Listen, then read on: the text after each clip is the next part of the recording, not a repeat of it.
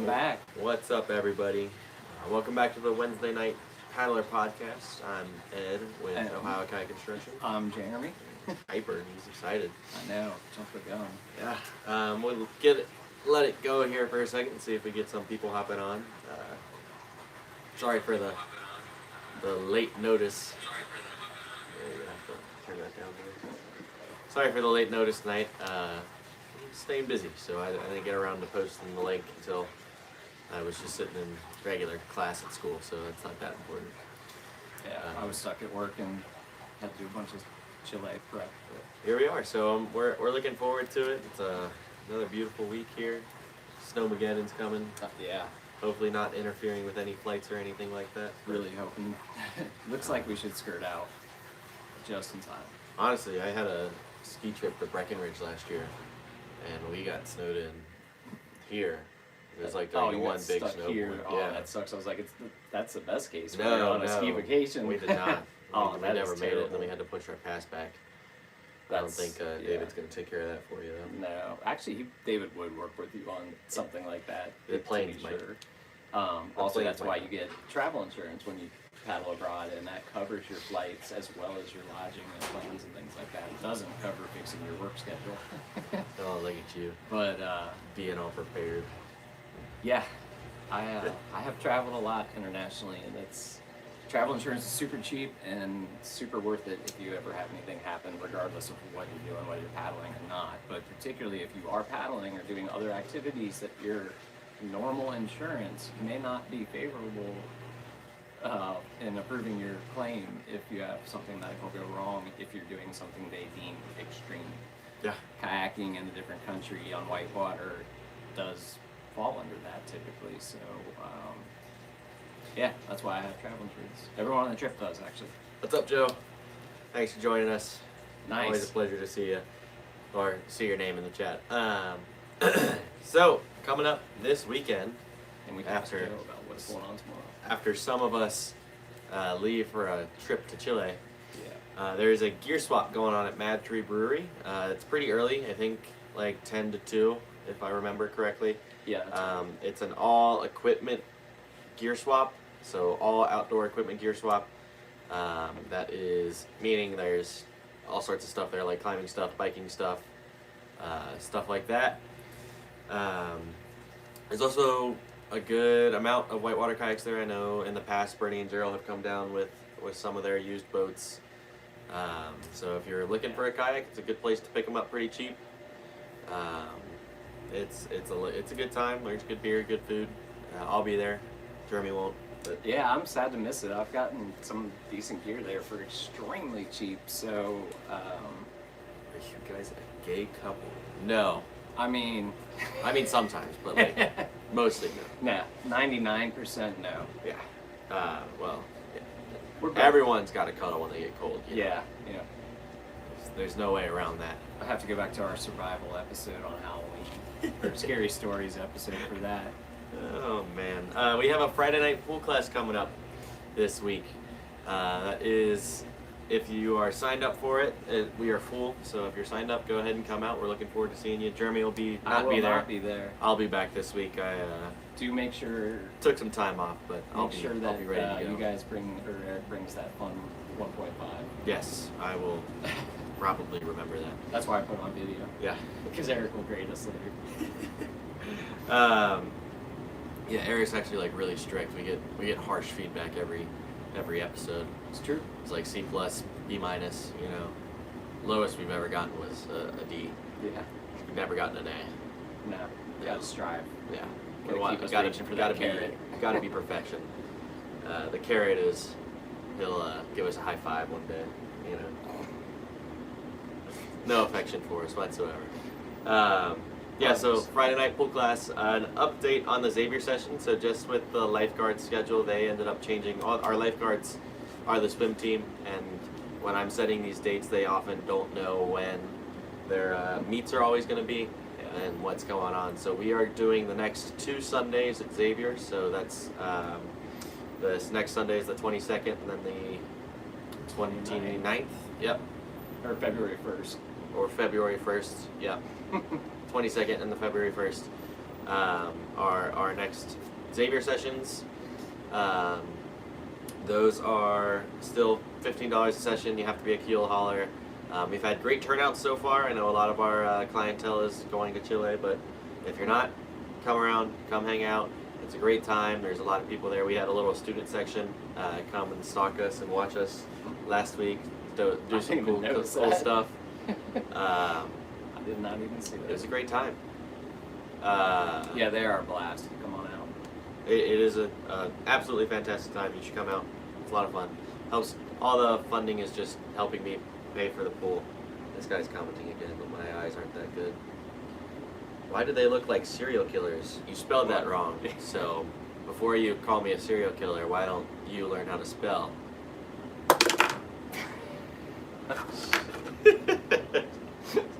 Pin drop. Yep, pen drop. Well, that's the fun thing about being a serial killer is you don't really ever know what one looks like, you know? It could just be your average looking dude. Yeah. Yeah. There's also Lebanon pool sessions run by George Davis. If you are interested in taking classes, he does offer those as classes. Those are, you email him one-on-one instruction time. He has a roll guarantee by the end of the session. So It's impressive. if you're interested in taking it, it's an extended paddle roll. Yeah. If you're interested in taking it, go ahead and Hit George send up. George an email. All his information is on the Ohio Kayak Instruction website. How to get in contact with me for the Xavier pool sessions is also on the Ohio Kayak Instruction website. We have a paddler happy hour coming up at DVD Brewery on February 18th. I unfortunately won't be able to be there because I had class, which is a bummer. I'll probably be there. Jeremy will be there. Eric will be there. Eric will It's a definitely good time. It's a good way to meet paddlers. If you're ever interested in meeting paddlers, getting people to lead you on rivers, go ahead and head up to above grammar, bro. Nobody's above grammar. Nobody. And that's not grammar, it's still spelling. Man, he's a teacher, so you're gonna, yeah. He's not gonna back down on that position. Yeah, just something to look forward to on February 18th. There is, on February 7th, we have the Little Miami River Race. That is going to be from Little Kelly's Nature Preserve to Jim Terrell Park on the Little Miami River. The kickoff for that, I believe, we have a pre-race meeting at 11 o'clock at Roads, Rivers, and Trails in Milford, in Old Milford. It's a fun race. Everybody who competes will get something. There's over $1,000 in prizes from sponsors so far, and it includes quite a few nice prizes. There will be more coming in for sure. Place, but yeah, everybody wins something, and it's a really good time. So yeah, that's coming up this February 7th. There's going to be some fast people there. I won't be because I'll be in a nice slow antics, but it's all right. I'll make sure no one dies this year. That was what Jeremy was doing last year. Yeah. It's going to be a great time. If you're interested in doing it, go ahead and come out. We have a swiftwater rescue course coming up on April 18th and 19th. That's taking place at Whitewater Warehouse.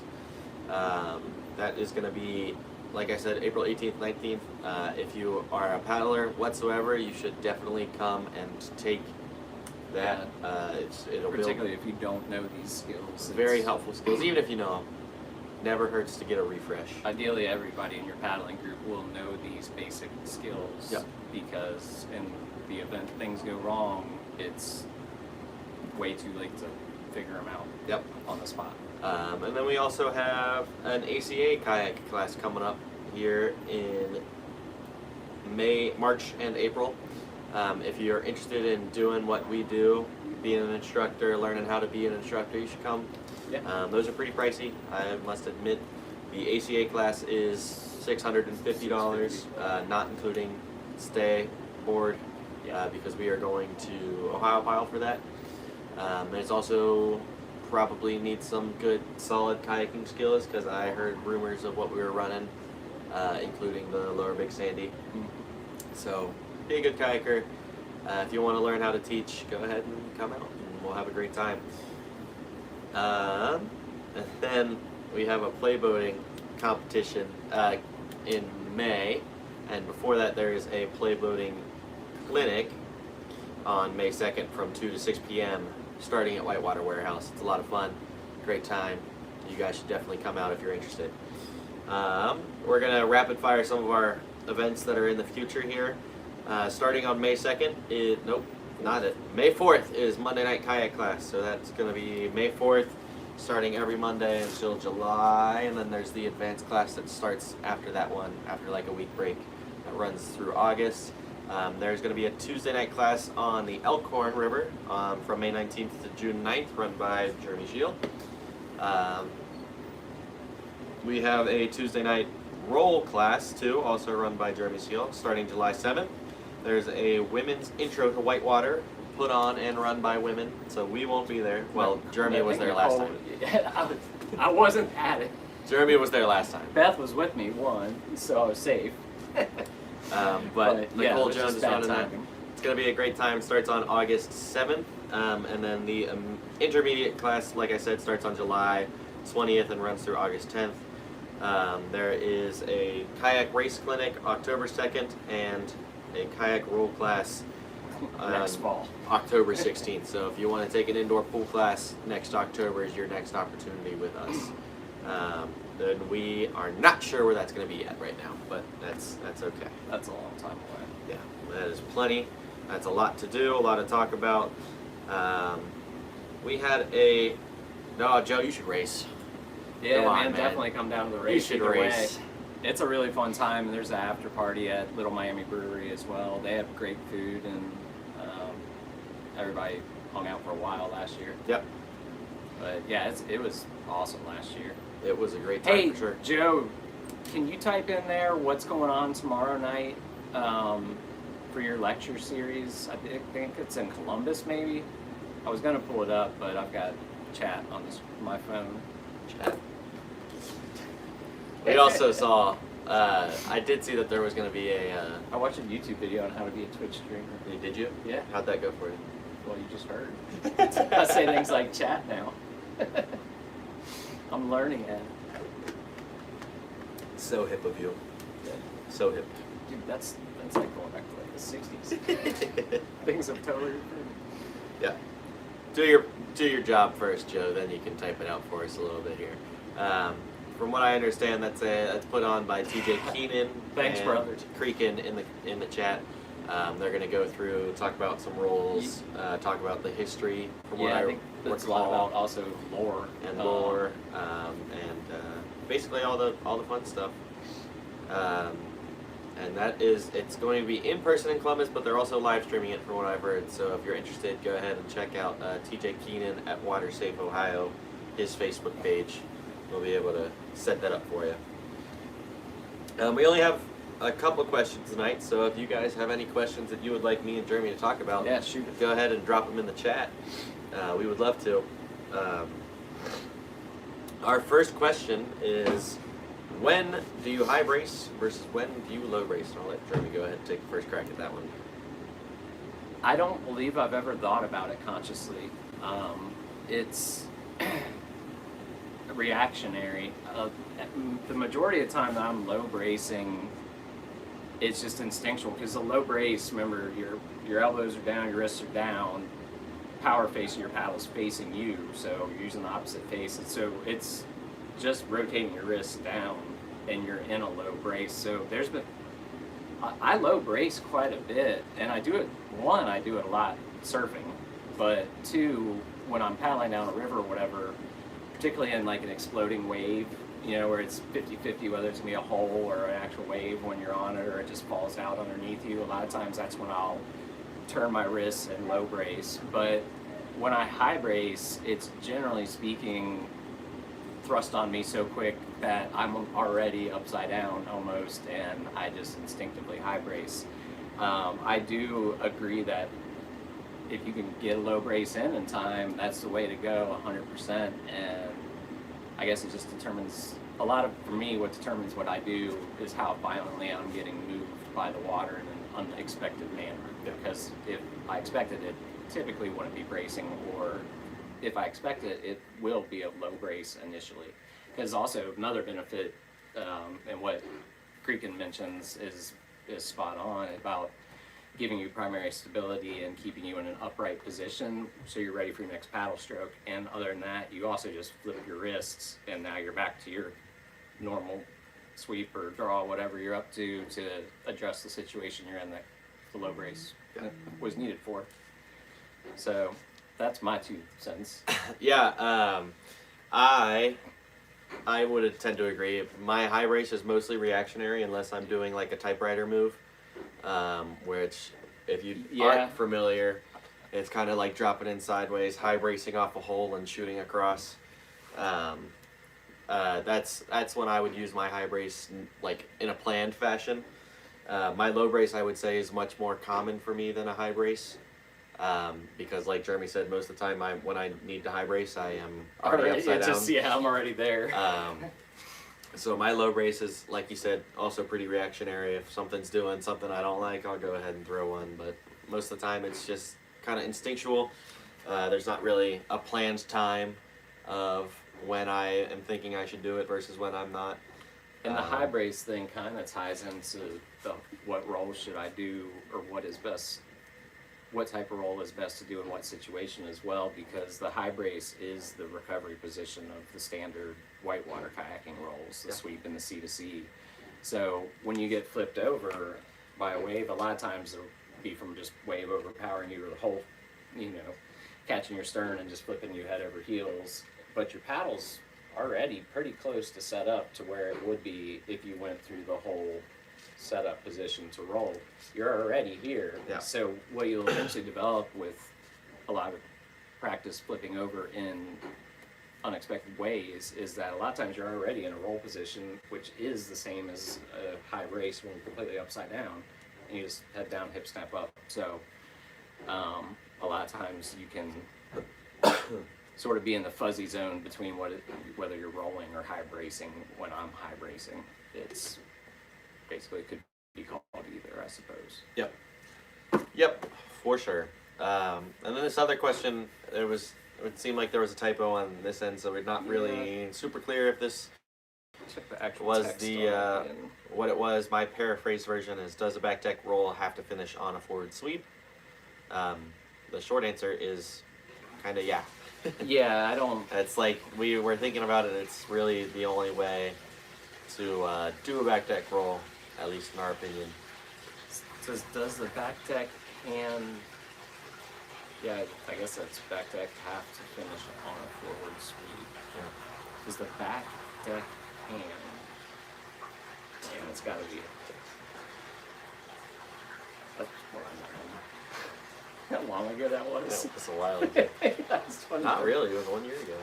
Oh, 20. That was way it was already back. Like 2013. Way back. Yeah, you were like 12. 10. 10? Yeah. Sorry. Come on, man. Didn't want to overage you there. But yeah, basically the back deck if you're roll, doing a back deck, I don't know any other way. If you're doing any type of normal back deck roll, the only really way to do that is to complete the maneuver. Just keep pushing your right hand if you're using your right hand, or flipping over to the left. Keep driving it all the way around a hemisphere, 180 degrees, and hip snap up by the time it gets there. Yeah. And that's really it. Easy to say, harder to do in a lot of cases, but it's also not as complicated as a lot of people think it is either. You just really got to commit to it, and your non-power hand really is just hanging out the whole time. Like, you can just leave it where it is the whole time. It doesn't need to do anything. So hopefully that covered what you were getting at. I mean, if you were to like do a back deck maneuver and then pull the other direction, you'd just be doing like a back stern quadrant type roll, sweep roll. Yeah. I guess. I don't know. Hopefully we covered it with that, but yeah. Thanks to Gail and Ben for asking those questions for us. We appreciate it. We always love talking about questions. Often is the best conversation that we have is our opinions on questions. So if you guys have any questions, the system here is to send it to Eric Bartle, the Ohio Kayak Instruction website. Yeah, the official website. The his question, he has a link there. It basically just goes straight to his email, and he relays those to us. And then you also can just straight up send them to us as well. You know, just Maybe put 'em just Jeremy. Don't. I might miss it. You can definitely send it to me. I always check it before. Yeah. And then the other thing that Jeremy talked about last week that we think would be really cool would be you guys sending us footage of yourself, looking for things to critique and help give you advice and make you a better paddler. I just think that would be fun. Film study is done in like every professional sport, and I'm sure it's done by professional kayakers. So, and if you don't do it already, or never have done it before, you don't need a fancy setup to do it. A lot of times, it's as simple as getting somebody you're paddling with just to film you doing whatever you're up to, attempting, whether that be some type of flat water trick or actually a maneuver in a rapid or a hole or somewhere where they can film from. I know, like, I've set, now this gets a little dicey, but I've built rock pyramids and put my phone on it near a wave I could reattain to plenty of times when I was really surfing a lot and playboating to work on and see where I was at versus where I thought I was at. And point of all this is, same as what Ed said, video playback is an invaluable tool in many sports for very good reason, and it is in ours also. So even if you never do anything with it outside your own use, that really is the best use of it, is you can go back and replay for yourself exactly what happened. Head cams can be really useful also, just like even if you have no intention of ever sharing it with anyone or anything. Like I have hundreds of hours of paddling that I've never even watched, but it's interesting to go back and watch your own head cam footage of something you went through, particularly something you get wrecked on. Because you're like, what exactly went wrong? I know that rapid pretty well or whatever, and then you go back and watch it and it's like son of a gun or whatever the case may be. It was this, that, or the other. But you also notice other things about your body position in the boat. Sometimes you'll notice you're leaning back as you're entering a feature. Don't do that. Lean forward. Yep. Hit it like you're hitting like a lineman in football, and keep your bow up, keep it squared up to it. But yeah, video playback gives you a whole lot of info that you can't really get even if your friend is telling you. Like, same thing with roll practice, which many of you have been through or going through or assist with teaching with yourselves. I film students live in the pool all the time and show it back to them, and it does seem to be very helpful for them, because then they actually see, okay, I see what you mean when you say punching out with my offhand. And I know I keep using punching out, it's just one of the most common things when someone is just starting to learn, for sure. And goes hand in hand with keeping your head down as well. But yeah, in this day and age of easy access to videography at high quality, definitely take advantage of it for yourself. We would the best investment. Love to do that. Yeah. Even if, and we're happy to or review you can just anything you want take to it send to and us. look at it yourself. But Jeremy and I would love to do that. It seems like a lot of If fun. you're willing to put it up here, we'll be happy to go through it with you and tell you whatever you are wanting to know, and a few things you might not have thought of potentially. Or when we'll figure out some way to make it look all nice and pretty too. we'll do picture in picture, we'll or take ourselves out live and then comment over it. Which, while we're talking about upgrades and new things we're trying, so next Wednesday I will be off the water and available because I am 2 hours ahead of you. So it'll be 10 p.m. It'll be probably late.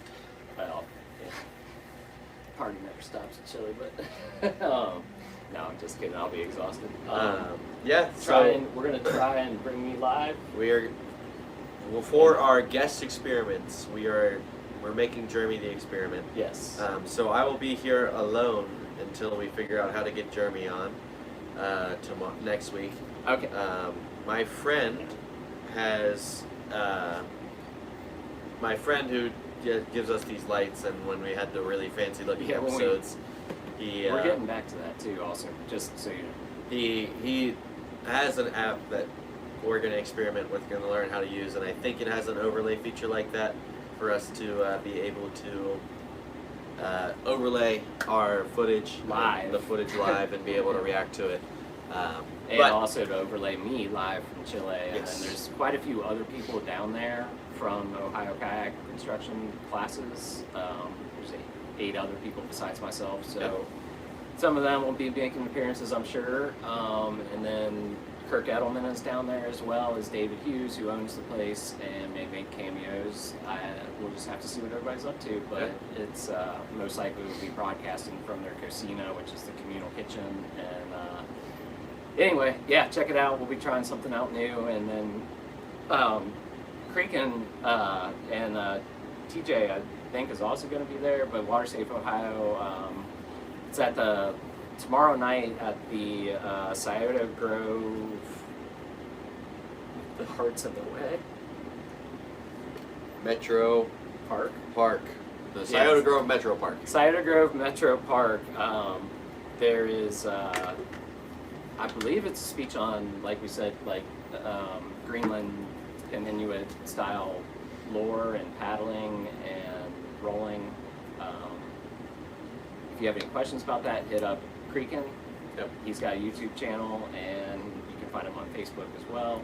6:30 p.m. And I believe TJ Keenan knows the details. They're Yep. posted on both their Facebook pages as well Yep. at 6:30 p.m. Thank you. Outside of that, If you guys, like I said, if you have any questions, go ahead and drop them in the chat. We'd love to talk about them. With that being said, we've gotten a couple suggestions for kind of broad overall topics. what's up, Christian? This one is the first one that we're going to talk about, which kind of goes into our discussion about creeks and rivers nearby that for the past Absolutely. Our pleasure, Creekin. couple weeks we talked about top rivers and creeks within driving distance. Now we're going to talk waves and holes within driving distance. So unfortunately here in Ohio we have a very limited options limited consistent options when it comes to waves and holes. So the Great Miami is home to all three most consistent quality play features. The best surf on wave-like features in Cincinnati and Dayton, in this kind of southwestern Ohio area, is going to be Riverscape and Art Wave in Dayton, in downtown Dayton. Those are great waves. A lot of fun. Ton of fun. And you've got both a wave hole style feature at some levels and pure wave features at other levels. And a lot of times Artie and the upper Metro Park wave are opposites of each other. So Artie will be a glassy wave with some absolute fun behind it. Yeah. But the Metro Park's one upriver of there will be a wave hole. So depending on what you're up to, what you're paddling, pick your poison, have a blast. Yeah, those are man-made, so there is definitely some things that go with that.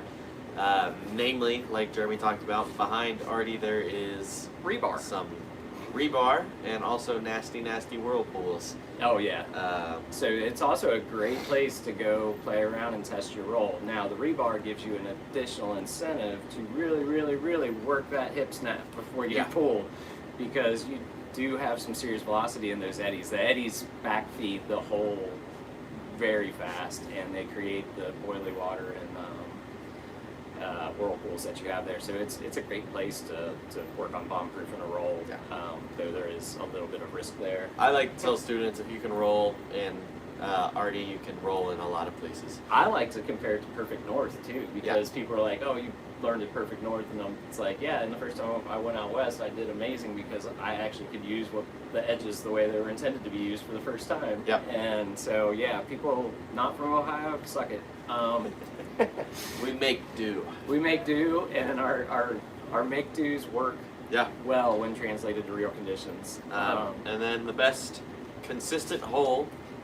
Well, while we're up there, or you want to stay with Great Miami? Yeah, on the Great Miami. The best consistent hole, in my opinion, is, and I'm also not just saying this because it's named after me, but the best consistent hole that is truly super close to the Cincinnati area is Ed's Hole. Ed's Hole on the Great Miami, the section of Heritage to Dravo Park, about a quarter of a mile up from the bridge. So if you just want to park at Blue Rock Bridge over the Great Miami, if you paddle you park upstream, in that gravel that's on the right side of the road. If you're driving there, if you just paddle upstream. If you park upstream, it's right around the bend. It's got great eddy service. There was a little bit of strainer E potential, but I've also seen 2 people wash through it completely fine. I did see one get stuck on it.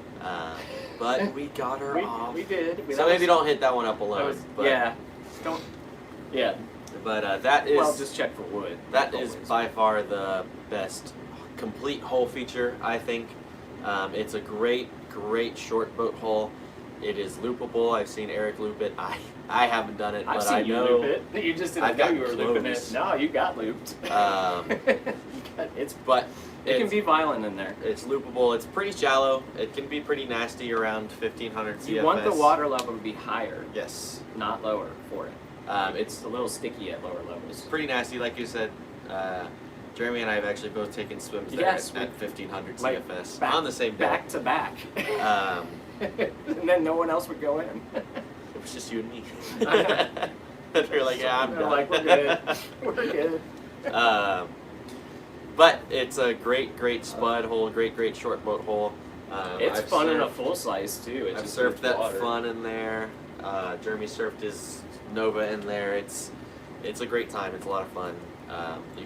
It's super easy to spin in it if you know how to spin. Otherwise, you might grab an edge and eat it. But on the bright side, it's actually backed up, i.e. formed by clay ledge, not rocks. So, and I know this too because I have been smashed and I have window shaded plenty there, and it is actually just all clay. It's kind of soft and gentle when you get smashed against it. Yeah. But don't do that because then you'll ruin my hole. Yes. And take it away forever. So we also don't know how long it's going to be there. Chances are it's changed quite a bit. I saw some video of it. Someone posted a Facebook video on it from New Year's Day, and it was still there. It was still what it looked like. Actually, I did see that. It still did look good. They even were so polite as to use my name on. I did see it on the video. That was the Columbus. Even though I didn't really know who that was, so I guess word has traveled. Its hole is well known. Its hole is well known. Further down on the Great Miami, there's a place called 50 Hole. Honestly, I've not been there. Yeah, but before you get there, I think it's worth mentioning that you can do the bridge rapid. It's walkable. Oh yeah. Because there are several catch-on-the-fly waves at the rapid that goes under Blue Rock Bridge, which is where you park and play Ed's hole. Yep. You can, before or after, you can run the bridge rapid where there's multiple play waves there, and then just walk right back up river left and either leave or just keep running it. Yep. But there's a couple, like, they're not holes, they're waves, and they're not necessarily deep depending on the level. They're never deep. Yeah. But they're great, like, just surf waves. Every time we go, I have a great time. I play there a lot. Yeah. It's some of my dad's favorite surf in the world.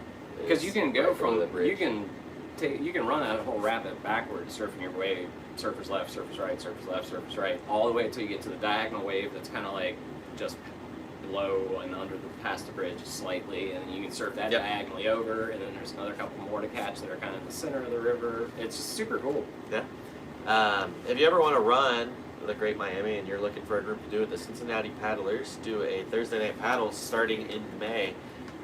Every Thursday night until they run out of water, it gets too cold. And I will say their cutoff is 1,000 CFS. I've run the Great Miami down to like 500, and it goes. You just have to walk a lot farther for the takeout. I can see that. There's a little kind of, if you don't know, there's a little offshoot, little islet thing that you have to paddle down. That is completely not there, and then you just walk on the main island until you get back to the takeout. And then the water that's stuck in that little islet is disgustingly warm. I would not recommend touching it. It's foul. It's gross. But then if you go all the way down the Great Miami to Cleves, there's 50 Hole, which one of the oldest. And truthfully, I've been there once. I've only been there twice. And it was a long time ago in an It's Eric not Bartle bad. class. Is it? Yeah. And it was fun. It was good. It was a good intro for surfing, for what I was doing, doing spins, stuff like that. the last time I was there, because I did go twice, the last time I was there was a homeless man washing his clothes. And that kind of scared teenage me off, so I haven't been back. I have driven past there pretty recently, and I was like, man, I want to stop and take a look at that, and I never did. I haven't been there in over a decade, but it used to be an alright play hole. It is. It has changed since the days of the what the page was written on American Whitewater. What that page says, it's not quite the same anymore. Some flood events has kind of really changed it, but there is still a hole there. Same thing with Death Hole, which is no longer there. Same thing with Death Hole, which is dead. Yeah. Also on the Great Miami, there's just a lot of surf.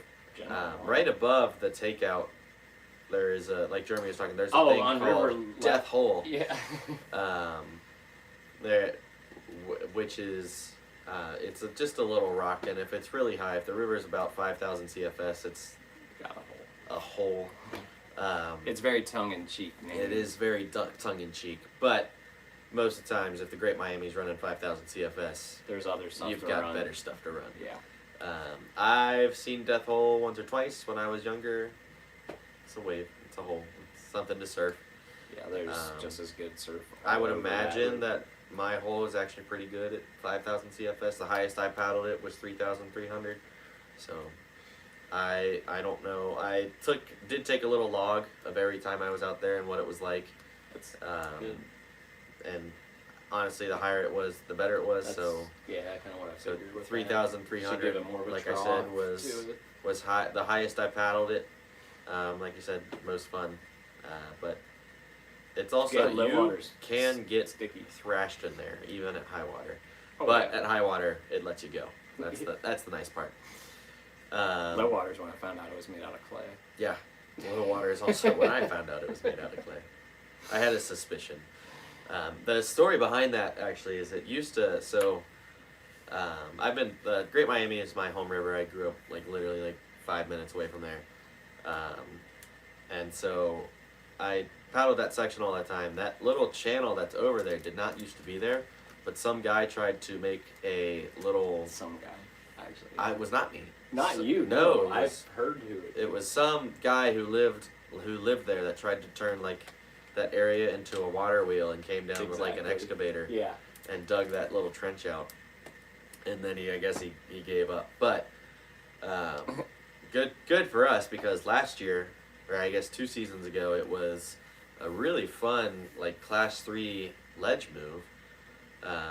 It collapsed. And then it collapsed, and there was some good surf there last year too, or 2 years ago. Then that ledge collapsed, forming what is now my hole. So I'm super glad that it's there, but like I said, I do not think it will last. I think that there's a good chance that if 1 or 2 good flood stage events like we had this year is gonna take it out, which hopefully not, because it's a lot of fun. Time will tell. But there's still stuff there, so it might just change into something even better. Now, the Little Miami, for the east side folks, does not have, there's Boathouse Rapid, which is the rapid right below Kelly's, that if you've been in the classes or other things where we do a lot of work and everything else. And if you've seen it at higher water, there is a wave there that's surfable where that little dam heads are, or I think they may even be bridge abutments, doesn't really matter. But there's a couple different things you can do there, and it's usually got to be above 6.5 feet. 7 feet's better to have an actual surf wave there, especially if you're going to be attempting to do anything where you initiate any end of your boat, because otherwise the rock is right there. And it is concrete, and while on the 2 big features, there's rumors of rebar, I've seen it down to about as low as, I have seen it as low as Little Miami's gotten in my lifetime, and I've never seen rebar on those 2 rocks. There's one upriver up there that makes a really small surf wave. It absolutely has rebar sticking out on both sides, so play with the main feature you see, not the little one in front of it. But outside of that, there are a bunch, if you're learning to surf in particular, the Little Miami is also a really great place to go, especially at higher flows on the Little Miami, because it is smaller, because you end up with different sets of waves, really all the way down to honestly, even at 5 feet, 5 1/4 feet on the Milford gauge, there are still very, very surfable waves for front surfing, learning to spin or at least do a 180, or learning to back surf for that matter. There are not really any good, reliable play boating holes at all. That's kind of a theme with our whole area, is that there's nothing super reliable. If you're a Team USA member, you can make any hole look good, which is anytime you paddle with Eric, just keep that in mind. He's a much better play boater than anyone I've ever seen. Me too, but that does no reason not to aspire to become better than him, because that's what he would want from you. Yes. So I think. So Ed's hole, like we talked about, kind of my opinion, best pure play boating hole around. If you're going for a best play around, I'd go to Riverscape. Now, there is Buck Creek, which we where they know eat the cats everybody's and dogs. talking. Yeah, Buck Creek is at Snyder Park near Wittenberg, very close to Dayton. Watch out for needles. But it is dirty and a sewage runoff, so act accordingly. Yep. And there's definitely been issues with people's cars being broken into there in the past, I know, because Clint got his truck robbed there, and his truck is a beater. So the fact that they even bothered to rob it is hilarious. But they stole his factory radio, which I think he replaced for $20. But anyway, Buck Creek actually can have really good surf. It was built for that reason. It is a park and play too. It's not just the drops at Snyder Park proper itself. There is the little art museum there as well, and there's 2 waves up by it, just above the little art museum that's in Snyder Park. But yeah, it's worth going to, in my opinion, if you're just don't drink the water or get in any cuts. And yeah, Good luck. definite water quality issues. And kind of ironically, all of our best play holes Are all water dependent. yeah, they're all creeks. Um, So our creek runs have the best play on them. In Yep. particular, I would say White Oak.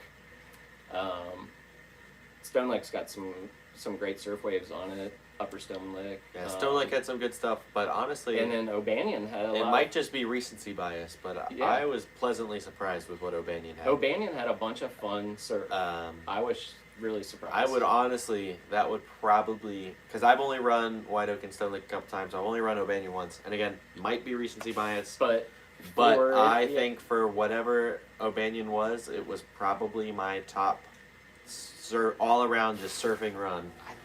I think it was like 1,500 or something. Like At that level, it was pretty high. It was like 1,500 CFS. Yeah, it was.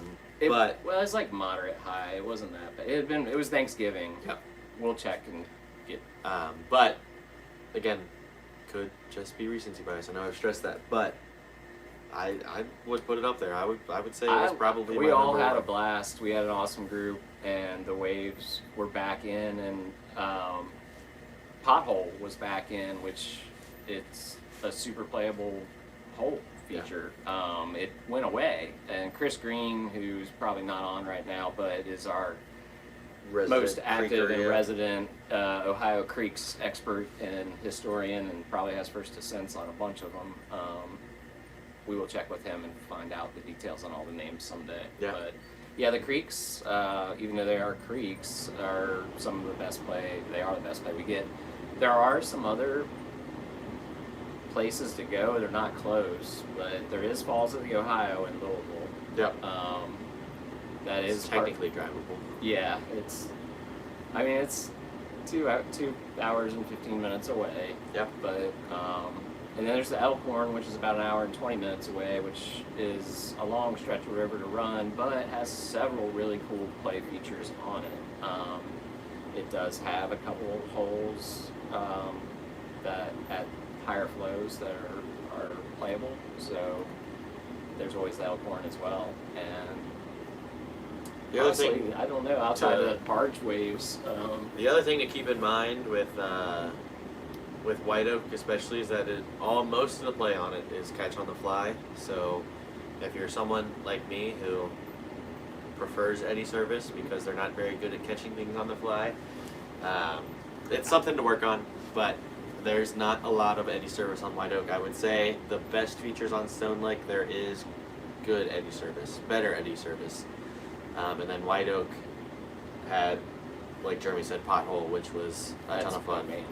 O'Banion had Pothole, and Pothole, then there's Shithole, which is that's the one right by the water treatment plant. a ton of fun, which did have eddy service. It does have warmer water too. Yeah. Like, not even kidding about that. It's clean, warmer water, as far as we know. Yeah, I think as far as top holes within driving distance, like if you're just doing a day trip, that would be it. I think if you're an aspiring playboater and you're down there, definitely go to Creekin, or anyone else from Columbus that might be watching, do you guys have any on the Scioto? The only other ones I can think of are Paint Creek, if it's running. Yeah, Paint Creek and the ledges specifically. Yes, the ledges, chutes. And the chutes, whatever. Yeah. Those have some play. And those are playful. I haven't been there in a long time, actually. I haven't either. It popped in my head when I was thinking about the Scioto, which I've never been to. I know that Columbus will go to the Scioto, and it apparently runs in spring. I had no idea. I actually thought it was that concrete thing you see downtown if you go to OSU. But sorry, don't kill me. I went to Tennessee. We also and UC. When I was talking to Eric, I don't know, about a year ago, one of our goals was getting a little water feature down here. So building the community is going to help us do that. Yeah, and we have all the people needed to do it. Also, if you want to help us, like, comment, subscribe. See that little segue? Yeah, segue right there. Like, comment, subscribe. Help us get an audience, get a market, and get us able to get the city of Cincinnati to cave and build us a nice little playboating feature around here. I love Dayton and I love going up there. It would be so much more convenient if I had a place where I could go play that was within half an hour. It absolutely would be. Other thing that we can do, and that I'm low-key working on, is an inflatable plastic portable wave thing that you can suspend in a river, and that will drift slower than the river drifts, or be fixed 2 points. But this is like way off, so don't get your hopes up, but we do need people for that too. Creekin got back to us on the Columbus scene and the Olentangy, not the Scioto, which makes sense. It has several waves, not the Scioto. The Olentangy has a lot more though. The Olentangy has a lot though. Yeah, so apparently the Olentangy River is where to go, but obviously you don't want to ask us about that just yet, because we apparently don't know. But we're going to go up and see them at some point. It's I've never been boating in Columbus. We might as well. Me neither. I think there's a reason for that, but I don't know. No offense to Columbus boaters or anything. I'm in Columbus, Georgia, so yeah, we can go down there. No. For real, we're with you guys. One love, one Ohio. Good save. Not Cleveland boaters, though. You Cuyahoga folks and your fiery rivers. No, we love y'all too. Yeah. Okay, and then I think that... Which one would you rather talk about here? We've got 12 minutes still. Oh, reading rivers and what boat to start at. We got that one right there. All right, so we got 3 other questions that were crowdsourced previously, which are what boat to start in, reading rivers with no context. I'm going to do this Jeopardy style.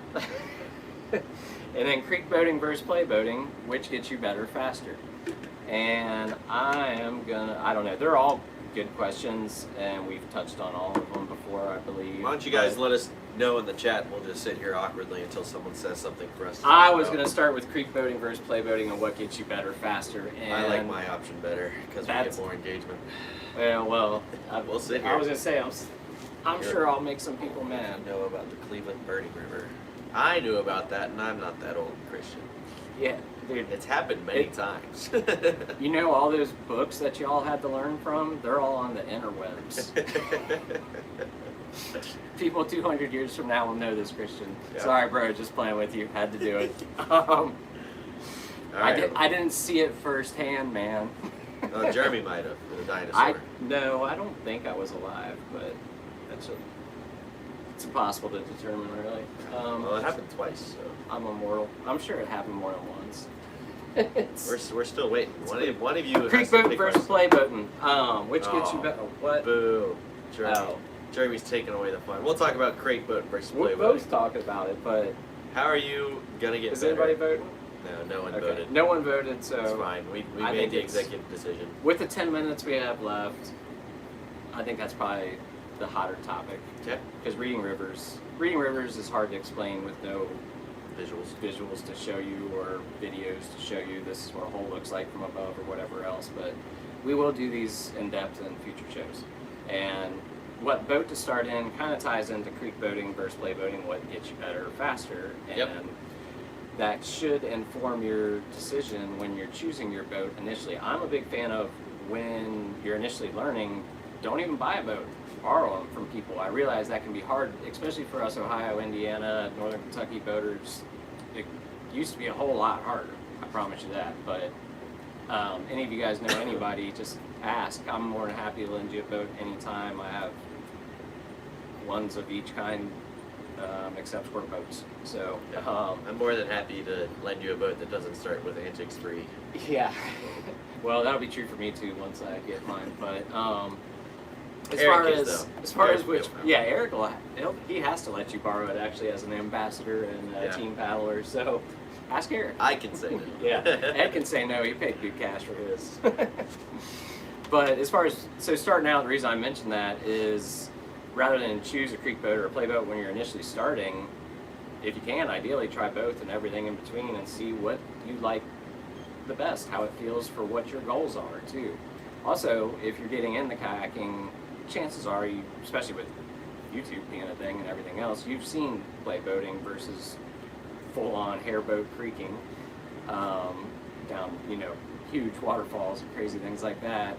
It's generally going to have given you an idea of, oh, I want to do A or B or both, or I want to do all that stuff. So as far as choosing your boat and picking a creek boat versus a play boat and which one will get you better faster, the quickest answer to that is the edgier, harder to control boats, in my opinion, are going to get you quicker, faster if you have the determination to stick with it through the steeper learning. Yeah, through swimming. Lots of swimming. Lots of swimming.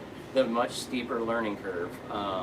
If your goal is to only ever creek boat and never play boat, then absolutely you should get a creek boat, stick with a creek boat, and then go do play boating things with your creek boat, like plugging it into a hole and other things. You're not going to do a front loop, most likely. Some people can, but we're not those 3 or 4 people I've seen do it. But you can absolutely surf, and some creek boats surf extremely well, especially modern ones, for a creek boat. And you can certainly have a great time front surfing. You can flat spin a lot of them, any of the planning hall ones. You can blast, you can ender them and have a ball, but what all that does is it improves your ability to maneuver that boat just like play boating does. And if you do choose that, like, hey, I want to be the one going down river throwing, wave wheels and splatting every rock and spending most of my time on my stern or my bow or cartwheeling, whatever it might be, definitely get some type of play boat, whether it's a full slice or a spud boat. That really depends on whether you want to spend all your time on a wave or not. This kind of discriminator there, and that's something you're just ultimately going to decide yourself. There are a few boats that sort of try to split the difference, like the Ozone and the Mixmaster. Some people love them, some people do not love them as much. It's like most things, when you take a tool mint specifically for one thing and mix it with a tool mint specifically for another thing, you get something that can do some of what each of those do, but not as well as either of those do them ever, for the most part. So I will say, if you're 200 pounds and get your hands on an original design fun, it's the best of both worlds. yeah, that'll let you get a lot of fun. I tend to. So I used to be pretty strong opinion on you need to start in a play boat because creek boats teach you bad habits. Like my dad is the guy who taught me how to paddle, and he was like this back here, and he actually paddled an Inazone, the original one, for a long time, which Piranha re-released. And so he started doing a ton of enders, and that was not his style as he got older. So he moved over to Liquid Logic remix, He makes 69. And so he has gotten a lot more comfortable in that boat. And for me, I think Jeremy said it perfectly. You want to do what is going to be what matters to you, right? If you want to be the next Dane Jackson, get a spud boat. Get a spud boat. If you are just happy and comfortable going down the river, like take example, my girlfriend Olivia learned in a Mamba because she just wanted to hang out with me. How sweet of her. See, that's the best. So the best sweet. motivation to paddle, and I think Beth did the same. To be honest. So she started a Mamba, and she has this little free ride right here too.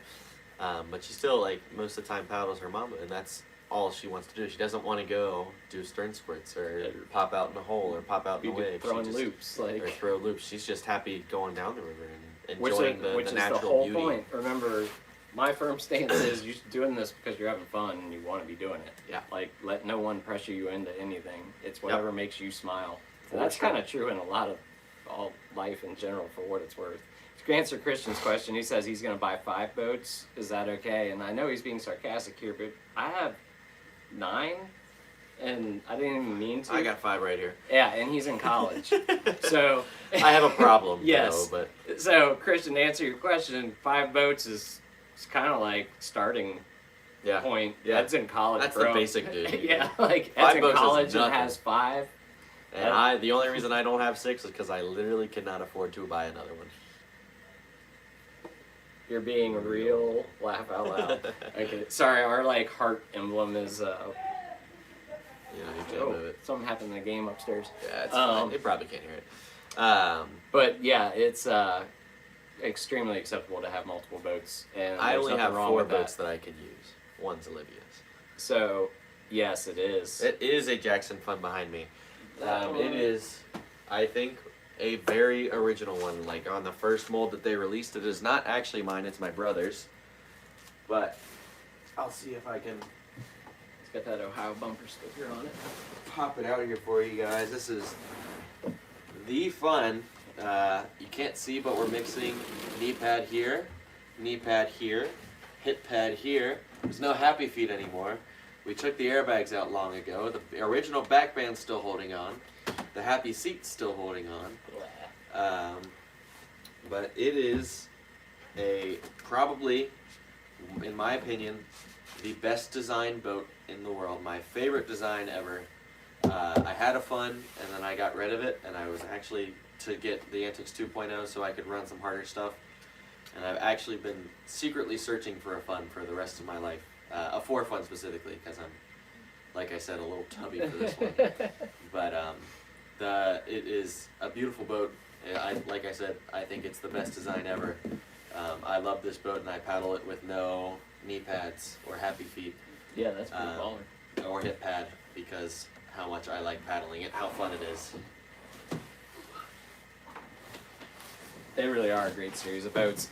And on that same note, if you're looking to become, more like the next Annie L. Sarah Solstice or somebody like that, who's just creaking anything and everything or running anything and everything, you don't need to necessarily spend a ton of time in a specific playboat. Yeah. You should be spending your time. And what I am a huge advocate for everybody at this point, this also really depends on where you live and what water you paddle regularly. So if you're going to spend the bulk of your time learning and building your skills on our rivers here in Ohio, specifically the Great Miami and the Little Miami at their normal seasonal flow range, I would think the best all-around boat is a half slice.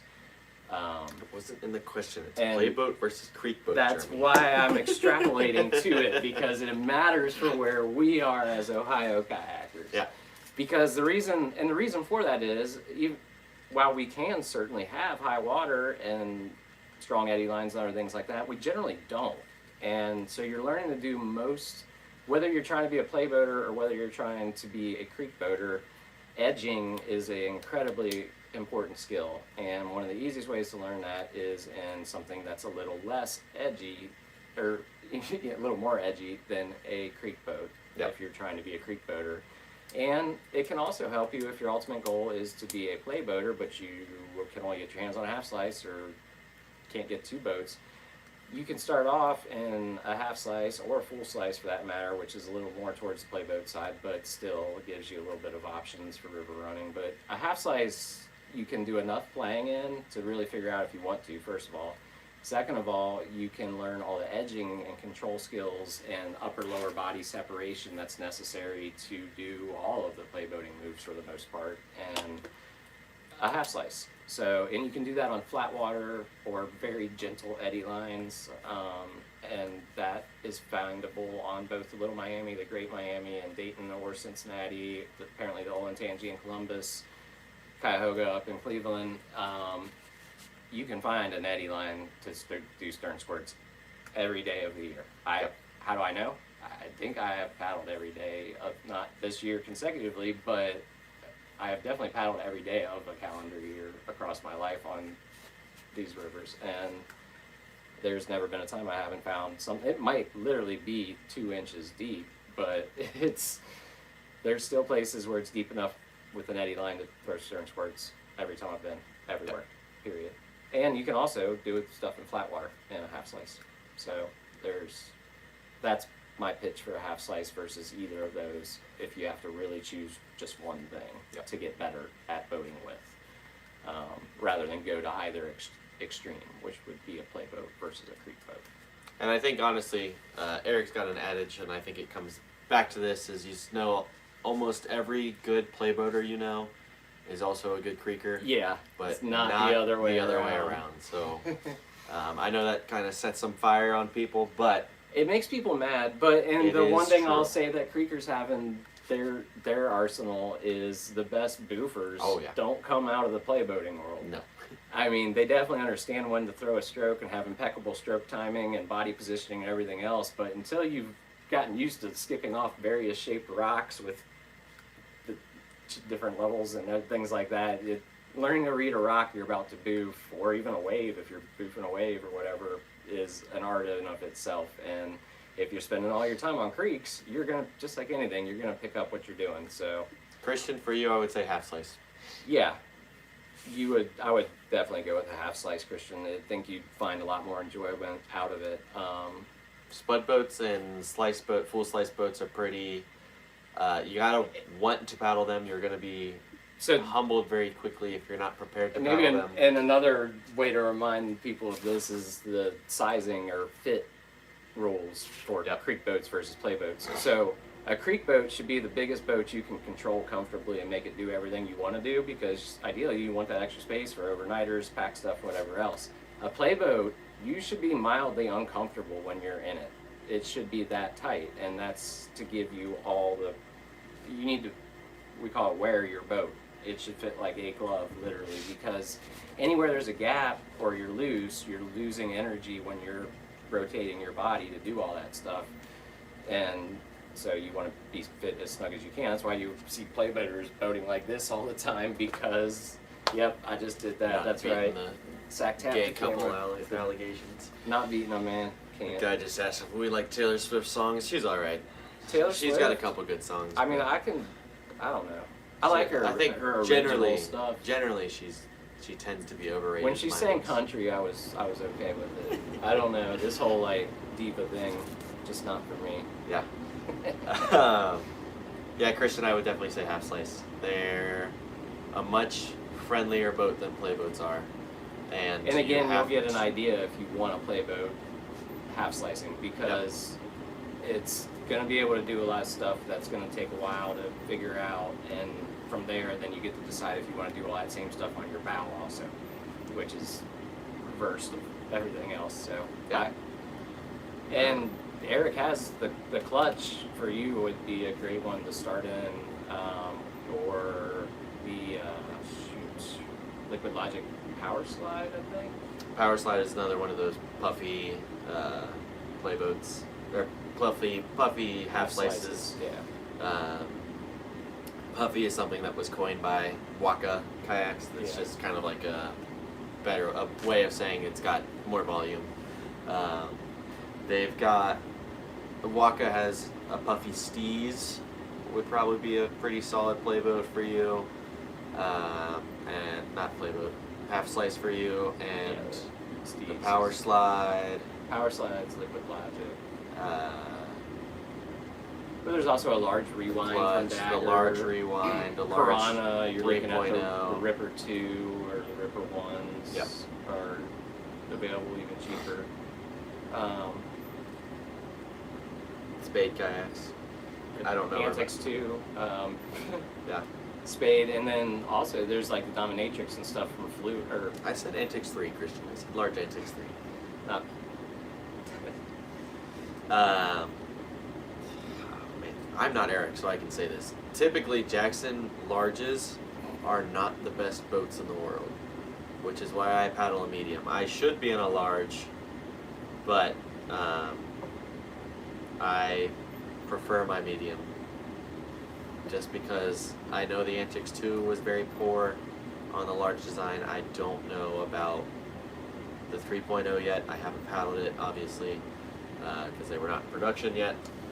But I know that with typical past experience. So mine is going to be a small. Yeah. Jackson kayak large boats are hit or miss. And having looked at the small right next to my own firecracker, which is also a small, they're about the same dimension. I just kicked myself off the team right there. I will never get asked on. That's okay. We're gonna make our own boats. Don't worry about it. In the future, there's a plan. Okie. Remember my day job. I know your day job. Go make a fighter plane. I can make a kayak. So I would. So Antics 2 versus Antics 3 for $800 versus probably $2K with tax. So here's the thing. I am, like we talked about earlier, I am on Facebook Marketplace looking at kayaks much too often. Most 2.0s that I see are like, within $1,000 to $1,400. Yeah, they're pricey. And I have a feeling they may go up. I would think that they're probably going to go up with the 3.0. So really, your question is, well, if you get a steal on it, go ahead for the 2.0. But if you're in a comfortable enough position to be able to spend the extra money on the 3.0, I would do it. So I have never pegged this, but we've said who we think this is. Not going to dox them. But I'm just going to randomly throw this into the conversation. If you already have a Hot Whip, don't get an Antics 3. Or sell the Hot Whip and get the Antics 3. Because the Antics 2 is a different boat, whereas the Hot Whip and the Antics 3 are a lot closer to each other than the Antics 2. Ah, I gotcha! Yes, yes! So glad it was you, bro. Yeah, man. So if anything, you're going to be comparing, like, it's going to be the 3 will be very comparable to a Hot Whip. I like the 3 much better than the Hot Whip for the sole reason that it's got slightly less rocker on the stern, which makes it easier to initiate the bow. And I have paddled the Hot Whip when it was new. I demoed it a ton.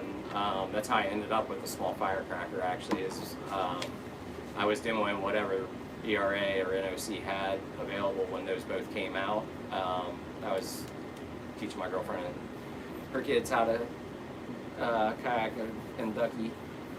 So I was demoing whatever was new, and I really liked the Hot Whip a lot, had a blast with it. The 3's kind of like a Hot Whip with a flattened out stern. The width is kind of comparable versus a small firecracker, for example, which is narrower than either of those boats, which makes it surf slightly less, but makes it easier to initiate the stern and do stern thingies. That said, all 3 of them are great. They're all in the same category for me. The Antics 2 for $800 is a good deal if, as someone whose primary boat is a Hot Whip, you're looking for something that's more stable and faster, that is less edgy as well. The Antics 2 will feel very stable to you compared to a Hot Whip, which already is pretty stable, but the Antics 2 is a more solid river runner than the Hot Whip, all around. Whereas the Hot Whip's way more playful and spicy. And the Antics 3 is going to be similar to that. So if you're looking for something to round out your quiver, I would either get rid of the Hot Whip and get an Antics 3, or just get that $800 Antics 2.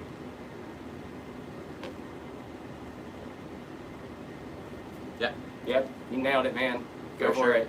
You won't regret it if you want to try. I mean, you know where you can try an Antics 3 on Friday. Yeah. Eric is Eric, who I was pointing not at. I was Ed. pointing at Mount Lookout, wherever he lives.